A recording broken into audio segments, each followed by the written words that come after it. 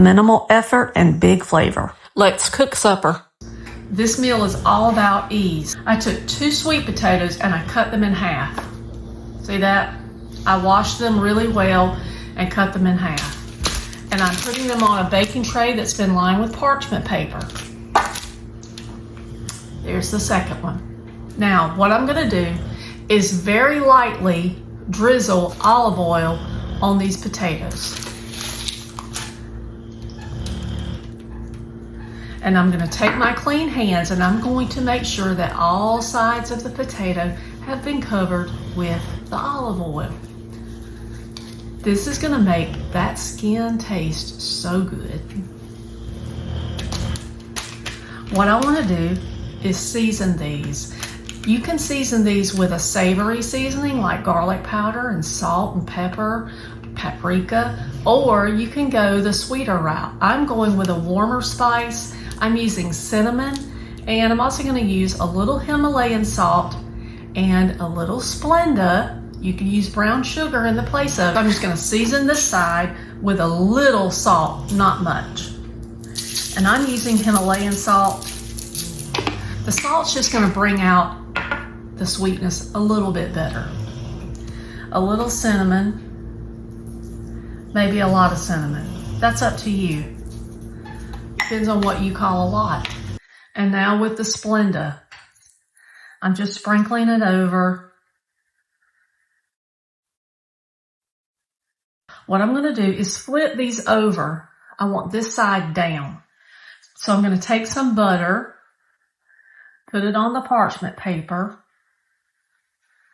and put each one right on top of it. These go into a 425-degree oven for about 35 to 40 minutes. My mama did not let any drippings go to waste. She used those drippings from whatever meat she was cooking to cook her vegetables. Tonight, we're having hamburger steaks. Now, technically, these are not as large as hamburger steaks, but I bought this hamburger meat on sale in bulk and I brought it home, made it out into hamburger patties, and I froze it. So tonight's supper, I just thawed it out. I've got 6 hamburgers that I'm going to season like I'm making hamburger steaks. It's just going to be smaller. I'm going in with Kinder's The Blend. I really like it. It's salt, pepper, garlic. I'm also going to be using the Buttery Steakhouse by Kinder's.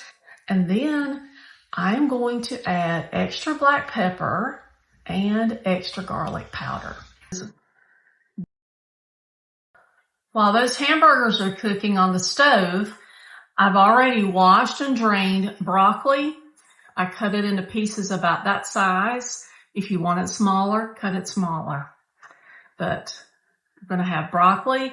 And now I'm going to cut up these onions. I've got 3 onions about this size. Now, when I'm frying onions, typically I like to have them about that thick. That's about the thickness or the width of my finger.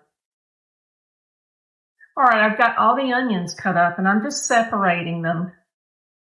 That way they fry up evenly. Once the hamburger steaks are done, I'll remove them from the pan. I leave the drippings in it and I'll cook the onions next, because what happens is once you cook the onions then season the drippings as well. And when you put that broccoli in, it gets the flavors from the beef as well as from the onions. So I just started these out with using the lid so that they cook through well. And I've already flipped them one time. I'm just waiting for the meat to get done in the middle and I'll remove that lid and finish browning them. These are done. I'm just going to remove these from the pan.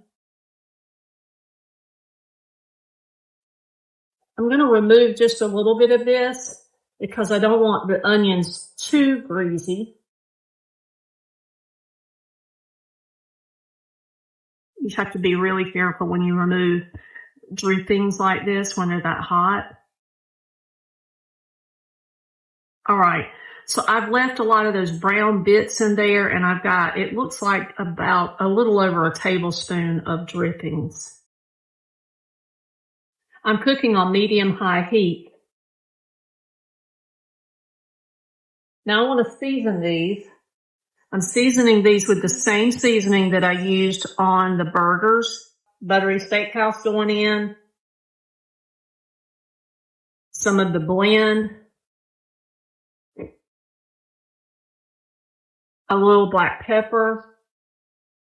And extra garlic powder. And we're just going to let this hang out until these onions have browned up some.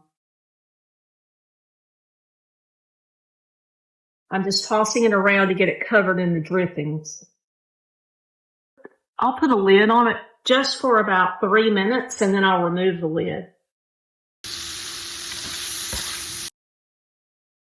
A half a tablespoon of those drippings from earlier, just so our broccoli has something to work with here. I'm going to drop the broccoli in. And I'm going to season the broccoli with the same seasonings that I used before.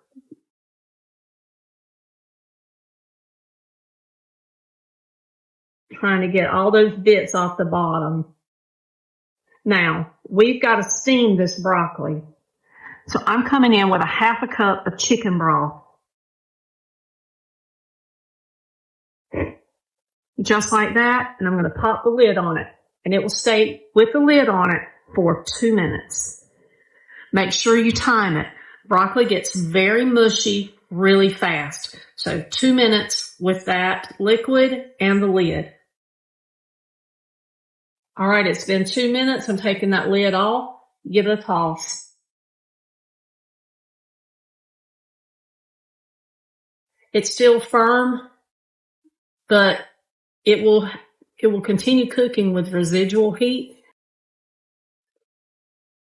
After about 40 minutes, the sweet potatoes are ready. Delicious meals don't have to be complicated.